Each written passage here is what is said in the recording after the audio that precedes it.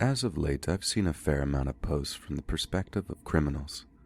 These posts have inspired me to share a story about a scary incident I had as a kid and how I became a better man because of it. I realize I'm a tad bit older than most of the members here on Reddit, so I wanted to use my experience to show this younger breed of criminals that it's never too late to turn your life around.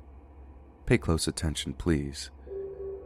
Between 10 and 16, I spent more time inside of juvie than I did in school.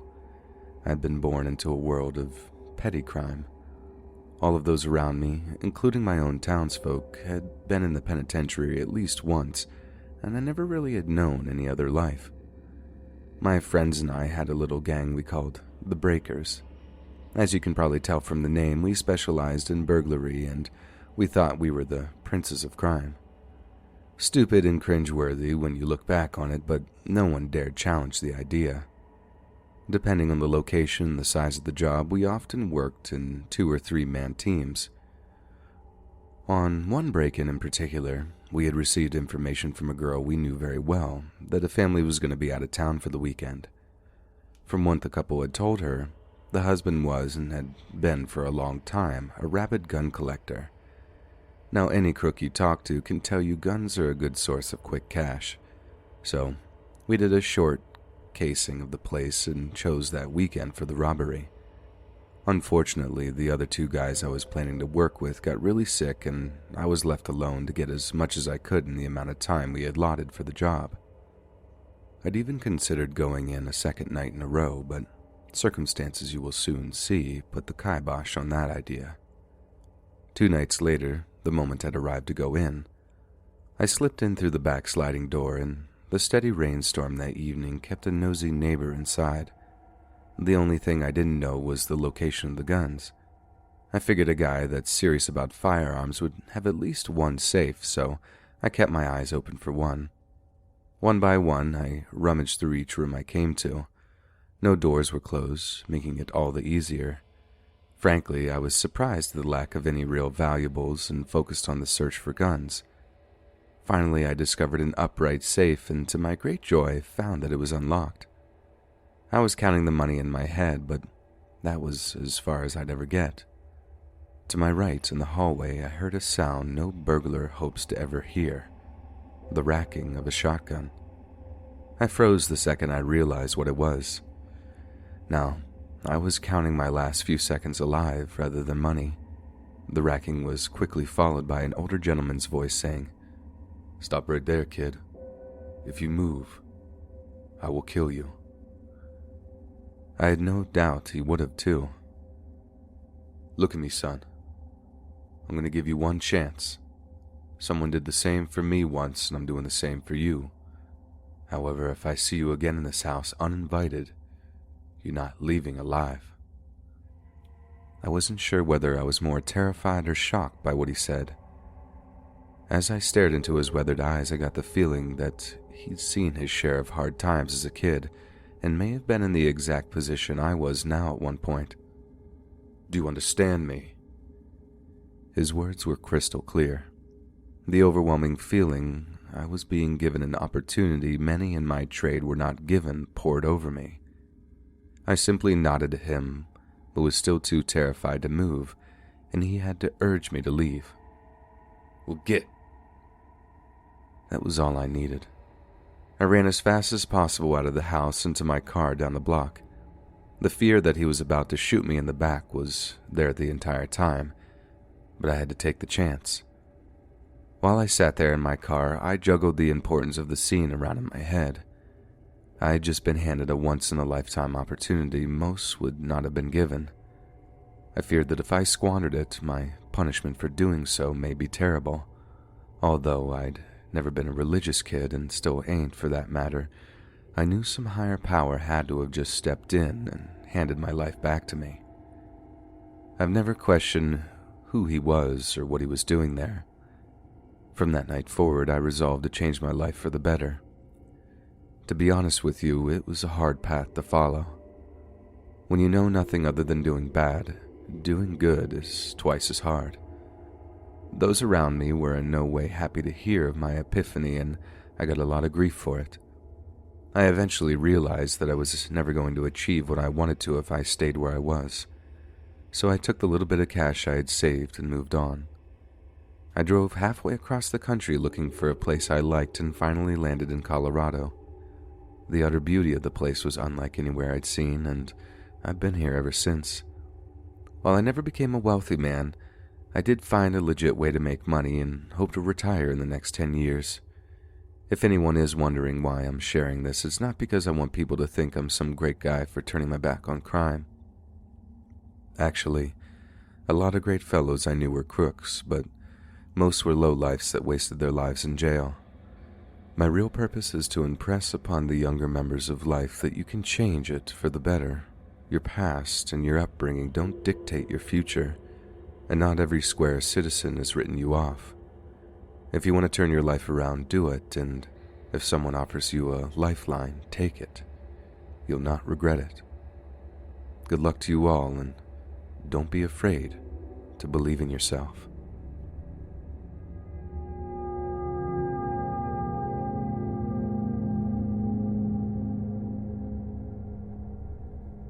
I believe I was 9 years old at the time. My little brother had just been born, and since my folks already had their hands full with him, I was shipped off to my grandparents' place for spring break. I guess my aunt and uncle were so in love with that idea they sent my 2 cousins to them also. I can't say I was overjoyed to see them there when I arrived. They'd always been spoiled and their behavior showed it. However, I was a good little girl, so I did what I was told and played nicely with them. My grandparents were living in a small town in the north of Louisiana at the time. Most of the lots around them were empty because of a past tornado, so the house was somewhat isolated from the rest of the neighborhood. We didn't mind. It gave us plenty of room to play baseball and run around unhindered. One of my cousin's birthdays had occurred a week before, and he had received a kite as a gift. That day we spent flying it around and fighting over who got to hold the string. After supper, our grandmother pulled out the Monopoly board and taught us how to play. The game greatly appealed to my cousins, and they did all they could, whether within the rules or not, to accumulate more money than anyone else. I quickly grew tired of this and snuck off to our bedroom to read my new book. The first Harry Potter had just come out the year before, and my parents had bought it for me for Christmas. I must have fallen asleep reading and was awakened by my cousins coming into the room for the night. It wasn't long until I was back asleep, but something else would wake me up soon after. If I recall correctly, about 2:15 that morning, a loud banging sound woke me up. The banging was coming from the front door, it turned out. My grandfather peeked out of his window and saw a pair of guys in hoods smashing themselves against the door. It wasn't until much later in life I'd learned that a group of men with which these were associated with had been committing home invasions in the area, and my grandparents were their targets that night. The banging had also awakened my cousins, and although they were a few years older than me, they were crying in fear. I'm not going to be arrogant and claim that I wasn't just as afraid as them, and I've never seen the point in crying about it. I suppose I could have been considered a tomboy back then, and maybe I was just trying to look tough. Anyhow, unaware of what was going on at the time, I went out into the hall to find out from my grandfather. He and my grandmother were talking quietly to each other. Rather than answer my question, he told me to go back into my room and close the door. I noticed that he was holding a shotgun when he said this, and the look on his face was very serious. I did what he said and locked the door behind me just to be safe.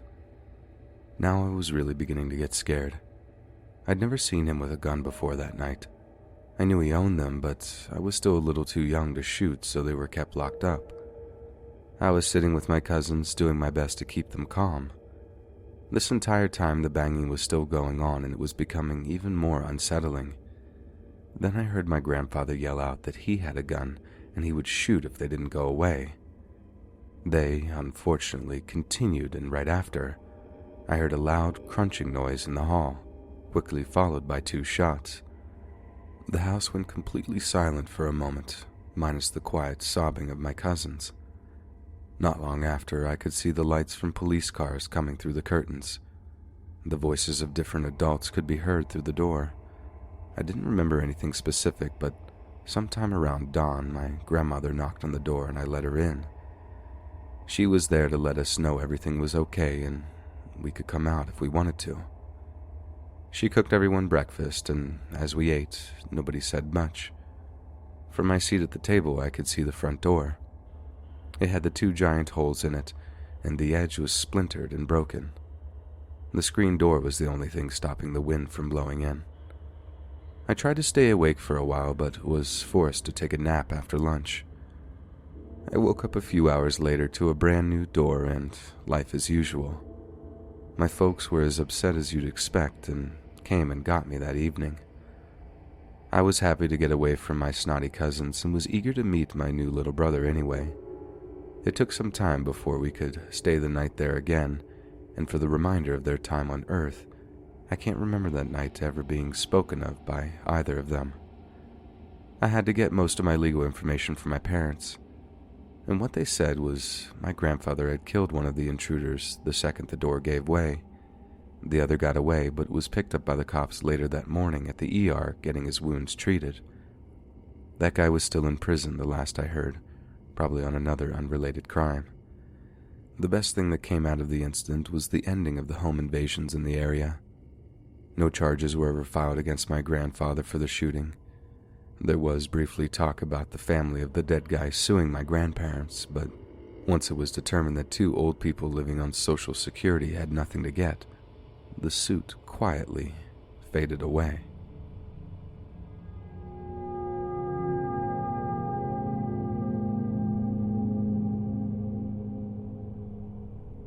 As a child, any situation involving a group of adults trying to harm them or being perceived to harm them can be terrifying.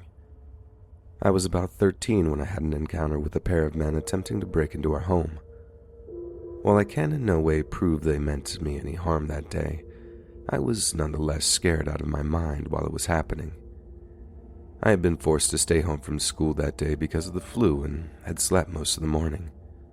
The chills, among other far more terrible symptoms, had yet to subside, but I hadn't eaten anything for almost 24 hours at this point and couldn't avoid it any longer.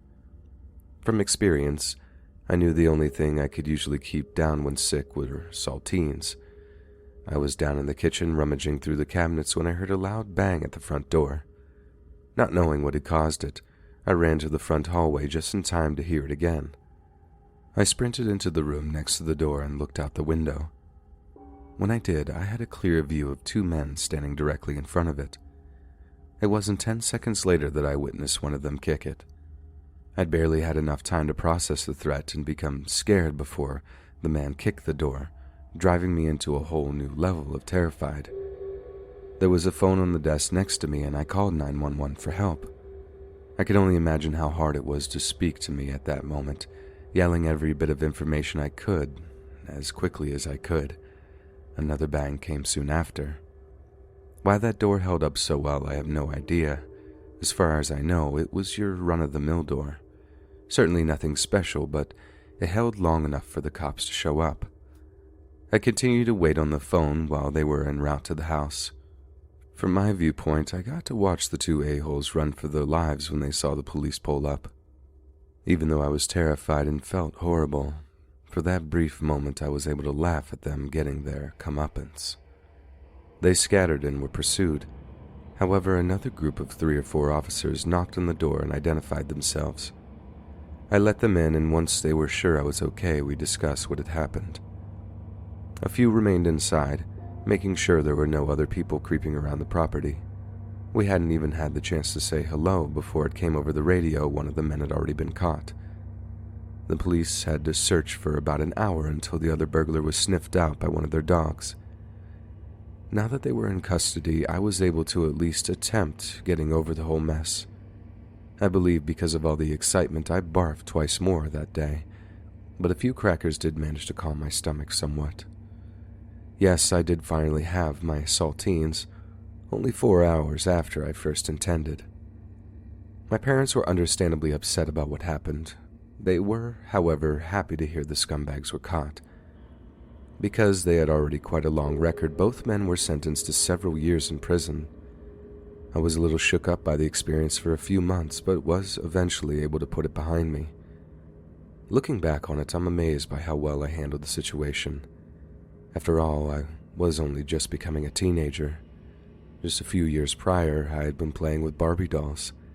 Many of the girls I knew back then who were around my same age probably would have panicked, but for some reason, maybe because I was ill and not thinking straight, I handled myself with grace. I now have far more confidence in my daughter that she may be able to handle a similar situation if one, unfortunately, presents itself.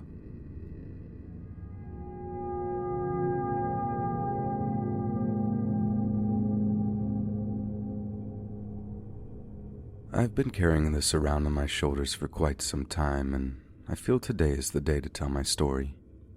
I will, however, be using a throwaway to tell it. The reasons are many.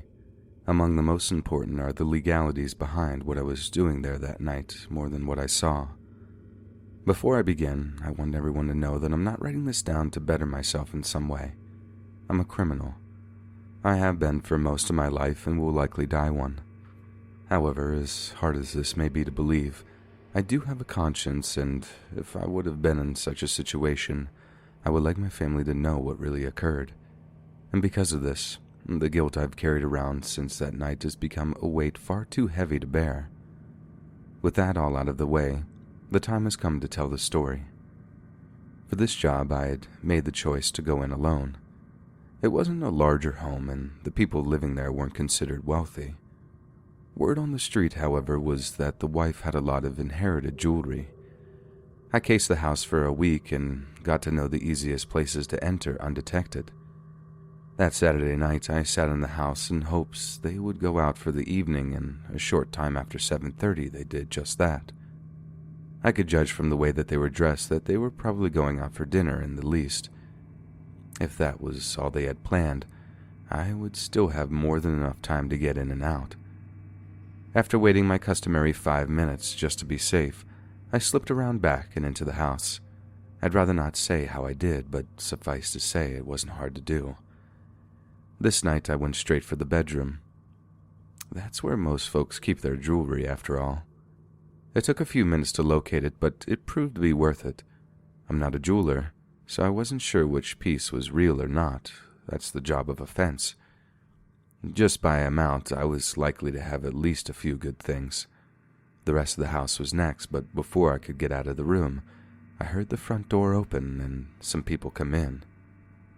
I couldn't tell who it was, but since they were arguing loudly between each other, it was probably the homeowners. Thinking they possibly may have forgotten something and would be leaving again soon after, I hid in the closet. My heart was beating so loud, I'm surprised they couldn't hear. I'd never been in this situation before in my 15 years of doing this, and I was surprised how terrified I was. While I peeked out through the slats on the door, I watched them come into the room yelling and cursing at one another. From what I could gather, the wife had some kind of ailment that caused them to leave the restaurant before they could eat. This meant they were not leaving again, and that meant that I was in some big trouble. I wasn't beyond fighting to get away, but it wasn't something I was looking forward to doing. The argument continued, and the wife stood up and shook her finger in the husband's face over and over. I could tell what was coming before she did, but I didn't expect the outcome. Something about the finger wagging really got to the husband. Can't say I blame him.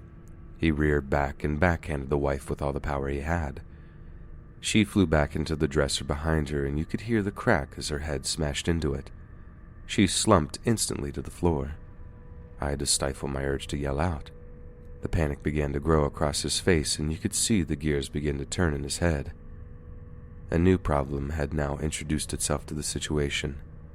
If this dude found me in his closet, he'd more than likely try to kill me because I was the only witness. I wasn't a murderer, and I wasn't sure I could kill the guy even if I was in self-defense.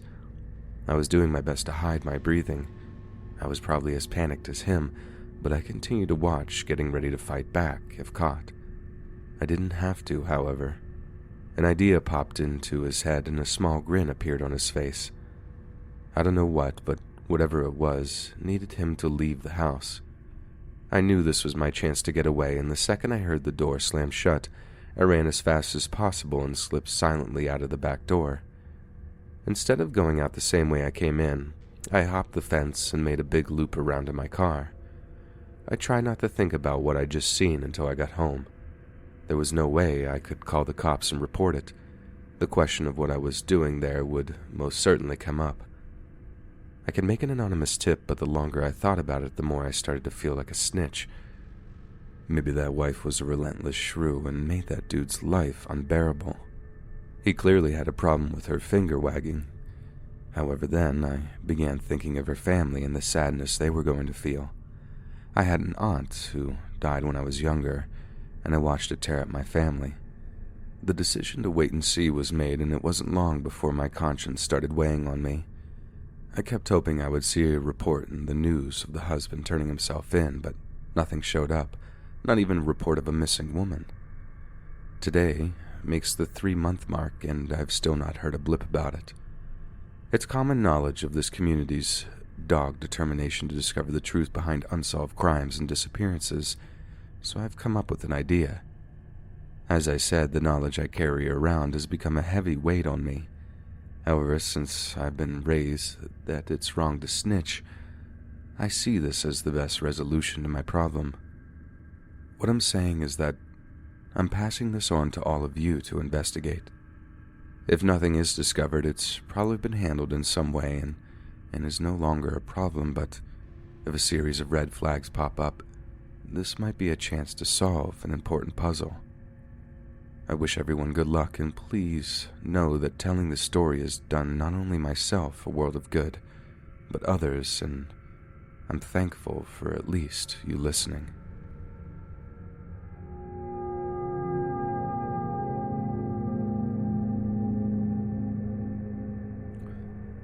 Around this time, I was off work from an injury I had received and had taken up the habit of sleeping all day and stalking the internet at night. I unfortunately had no partner at the time, therefore all my time was my own. Unable to work during that period, I was inventing things to occupy me. One particular boring night, I had decided to clean my closet and sell the things I didn't want to keep. I didn't have many clothes back then, so the organizing part didn't take long. For the next part, I had to bring the clothes I was listing into the living room to measure and take pictures. I'd stacked these on my couch and walked over to my computer desk to get my phone. I just happened to hear a car door closing right outside the window I was standing next to. I suppose I was being nosy, but my curiosity compelled me to look out to see what was up. I looked out just in time to see a young man I didn't recognize closing my neighbor's car door. My attention was now piqued, and as I continued to watch, I caught sight of another strange young man attempting to open the doors of some others' cars across the parking lot. It was now apparent to me that the two guys were looking for stuff to steal, so I dialed 911 as fast as possible. I gave the dispatcher the lowdown, and she asked if the two dudes were still at my location. When I looked again, I couldn't see them anymore, so without thinking, I told her to hold on, and I ran out my rear sliding door to look for them. I know how stupid this was, but I was trying to be as helpful as I could and acted more on impulse than logical thought. The two of them did finally come back into view, just in time for me to realize how close they actually were. This was when my heart began to pound. I'd been so eager to help, I darn near ran into them face to face. In truth, they were probably a good 25 yards away, but it was the middle of the night, and I was within spitting distance of a pair of criminals. I was truly scared out of my shorts now. I guess I was in some kind of fog because I had forgotten I was still on the phone with 911. The lady had to say hello a couple of times to get my attention. When I did finally answer her, I told her that they were indeed still in the parking lot. However, I left out the part where I ran outside and was now in a very close vicinity to them. Up to this point, they had not noticed my presence, but that would soon change. The bigger looking of the two must have heard me talking. He looked up from the car he was attempting to get info, and we made eye contact with one another. He stayed where he was and watched me for a while. I was still talking to the dispatcher during this time, praying the cops would get there before I was killed. Finally, the big guy began to approach me, and he didn't look pleased. He stopped a few yards away and asked me what I was doing. I was too scared to answer at first, but when he began walking closer, I told him I was talking to the cops. This got his attention. He stopped in his tracks and gave me a skeptical look. This look would quickly disappear when I noticed a cop car entering the complex and pointed to it. He looked back and I heard him curse under his breath. Slowly he slipped away, going in the opposite direction and watching the cops the whole time. An officer eventually noticed me and asked if I was the one who called. I said yes and pointed in the direction the big guy escaped. He thanked me and took off with another car in that direction.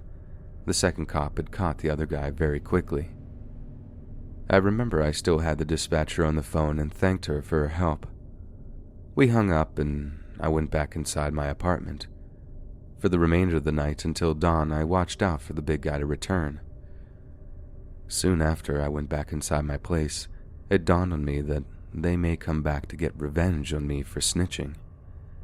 My lookouts for him continued for several more weeks until things took priority. However, actually I could never feel comfortable or safe until I moved to a new apartment complex, which I eventually did, about a year later. I never heard whether he was picked up by the cops or anything else pertaining to the case whatsoever. From time to time, when I'm thinking back to that night, I wondered if the big guy ever returned to the apartment after I left. For the sake of the new tenant, I pray not. I like to tell myself the police swept him up within minutes of leaving and he's still in jail on other charges, never to be released, but the fact is, he was probably never caught and he's moved on with his life. Hopefully I never cross his mind again. If I end up going missing, you guys will know I didn't.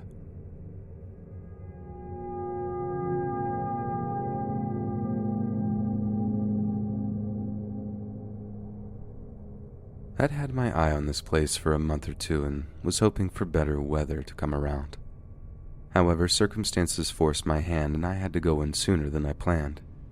The homeowners posted up a for sale sign, and with the market being the way it was at the time, I assumed I didn't have much time before it sold. The house caught my attention in the first place just after Christmas. I happened to be driving by after casing another place and noticed all the boxes stacked up next to their trash cans. Among the best things they'd received was a pair of LED computer monitors and one of those 40-inch LED smart TVs.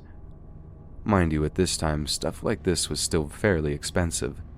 There were also a laptop and PlayStation 3 box in the pile. All this cool new stuff made me jealous. I know I may joke, but leaving out all these boxes is an open invitation to thieves. The best thing to do is break them down and put them inside your garbage cans. The term out of sight, out of mind applies great in this kind of situation. There was a couple of other places on my list before this one, but the day the sign went up, I knew I needed to act fast. So just after lunch, I climbed through a window in the garage and snuck into the house. Most of the afternoon, at least until 3 p.m., was mine to browse. Their comings and goings were very familiar to me by then, and I was confident I had plenty of time to work. Inside of the house, everything was top quality and the air smelled clean and fresh. I can't say I expected anything less. The home itself was modest, but just from their cars, it was clear they were well heeled. I did a cursory glance through the living area before I moved on to the bedrooms. There wasn't much to grab, and I continued on to the first floor. As I opened it, I was smacked in the face by a wall of stench. It could only be feces, but wasn't obvious until I looked down and saw the dog kennels. They must lock their dogs up while they're gone, and the dogs must have crapped in the kennels. I couldn't help but feel bad for the poor beasts. There were better ways to keep your dogs from damaging your home. Then, the size of the kennels struck me. They were massive. I mean Great Dane-sized boxes. I thought about letting them out. I leaned down to talk to one of them. Yes, I talk to dogs, so what? And what I saw shocked me to my core. I put my shirt over my nose and leaned over to see how bad these poor creatures' conditions really were. But instead of a dog, the face that looked back at me was a child's. It appeared to be a girl, and she didn't look to be more than 5 years old. I became furious instantly. I quickly looked over to the other kennel and was met face to face by another girl that looked identical. I was biting my lips so hard, the taste of blood soon filled my mouth. Why in the effing world were there a pair of twin little girls locked up in boxes, forced to wallow in their own feces? These were normal-looking, beautiful children. No valid reason came to me. I realized I was becoming so wound up, tears had started pouring down my face. I couldn't think of anything other than getting them out of that house. The idea of stealing having long left my thoughts. Right before I opened the first kennel, I stopped myself. Hold it right there, I thought. I was going to have to do this right, or my future, in addition to theirs, would be screwed. It only took a moment before I figured it out. I leaned over and made a promise to them I was going to get them out of their prison, and soon. The terrified sets of blue eyes that looked back at me almost made me change my mind, but I held to my purpose and rapidly slipped out of the house. In spite of the rage I felt coursing through me, I continued on to my car and dialed 911. This was almost opposite to everything I'd ever believed, but it was no longer just about me. When the operator came on, I told her I wanted to stay anonymous, but my son had recently been in the home and saw the cages with the 2 children. He was very upset, as well as myself, and I demanded the cops check it out. She sounded a little skeptical, but she'd pass it on, nonetheless. I wasn't totally sure the cops were going to believe me, so I also called the Crime Stoppers number and told them the same story.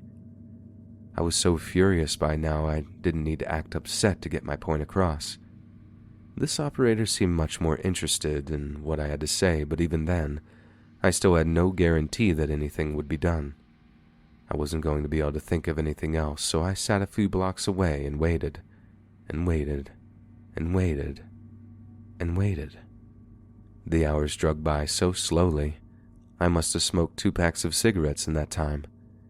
The mother came home a few hours in, and I prayed like never before that the girls wouldn't say anything about my visit. Not too much later, a pair of cop cars pulled up in front of the house. My first thought was that they had said something. However, the longer I thought on it, I realized that there was no way she was going to call the cops over a burglary. She'd be screwed the second she told the story. I knew then that the cops were there to look around. A few more cars and a pair of ambulances showed up soon after, and that was when I was sure that they were safe. I'm not ashamed to say that I cried like a little girl. When the cops brought that rotten woman out in cuffs, I could finally relax and go home. According to the news, both parents were convicted of a whole slew of crimes and sentenced for up to 15 to 30-year stretches. Not long enough as far as I'm concerned, but I was pleased to know those poor girls were far from those awful people. When it comes to the twins, not much is out there. Because of their age, there's no names or information of where they landed. All I can say is that they went into the system. Now, being a product of the system, I can't guarantee their future will be great. Regardless of that, I'm positive it will be better than it was before.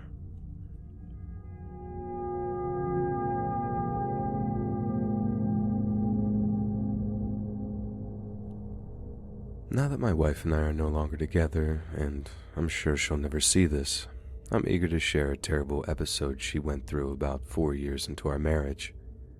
I was out of town when this happened, and most of what I know is secondhand. However, I believe you'll still get the feeling of fear she felt while it was happening. For the story, we'll call her Sarah. Sarah left the house that morning like normal people for work. Since it was a Friday, her office closed early, and she agreed to go out for drinks with some of the girls. This wasn't something she would normally do, but because I was gone and our daughter was with me, she took the opportunity to go out and have a good time. She let time get away from her and ended up getting a bit more intoxicated than she expected. Dinner was ordered, and her next few hours were spent sobering up. Around midnight, she said she was finally confident enough to drive home. Just to be safe, she took her time and drove on the back roads to our house. Just before 1 a.m., she made it home safe and sound. Unfortunately, she wasn't paying attention, and as the garage door closed, 2 men slept in and stuck a gun in her back. From what I know about her, she probably peed herself, but she left that part out of her recollection. These guys didn't seem to be pros at this and would make several mistakes that would come back to hurt them. She said one burglar told the other to get her phone while the other tied her up. Instead of searching for it, the idiot grabbed our house phone that looked similar to one of those old flip phones and put it in his pocket. She did nothing to correct this. Once the guy was satisfied she was tied well, he threw her into a closet and locked her in. Her first thought was that she was going to be killed. They hadn't bothered to put a mask on her, and she figured this was because there was no intent for her to live. She knew her phone was still in her pocket and 911 was her only hope. So for the next few minutes, she fought with ropes until she managed to get one hand free. 911 was quickly dialed and she whispered as quietly as she could to the operator. She stopped once in a while and listened for footsteps and then would go back to the operator. He told her not to talk unless she needed to, but to not hang up. Those next few minutes stretched for what seemed like hours until the operator told her the police were pulling up outside. Her hope was that the cops would get to them before they came for her, and that's just what happened. The shouts of the police filled her with relief, and finally, after the longest 15 minutes of her life, the door opened, and she was greeted by the comforting face of an officer. The burglars were being let out of the house at that same time. Their heads were hanging in shame, and neither had the guts to look at her. After the paramedics checked her out and the police left, she called me. I was freaked out, of course, but I was also very proud of her in such a terrifying predicament. There wasn't a trial, fortunately. The idiots took a plea and became wards of the state for the next 5 years or so. Sarah appeared to be handling things well at first, but when the panic attacks and nightmares started, we had to get her help. As far as I know, she may still be attending counseling. Our marriage would begin to implode after a few years, and although she claimed the incident hadn't changed her, things were truly never the same again. I hope things are better for her now, and her courage serves as an example to our daughter. Hey friends, thanks for listening. Be sure to subscribe and click that notification bell to be alerted of all future narrations. If you got a story, be sure to submit them to my subreddit, /letsreadofficial, and give and receive feedback from the community, and maybe even hear your story featured on the next video. And join my Discord to interact with me and other listeners directly. And if you want to support me even more, grab early access to all future narrations for just $1 a month on Patreon, and maybe even pick up some Let's Read merch on Spreadshirt. And check out the Let's Read podcast, where you can hear all these stories in long compilation form and save huge on data, located anywhere you listen to podcasts. Links in the bio. Thanks so much, friends, and I'll see you again soon.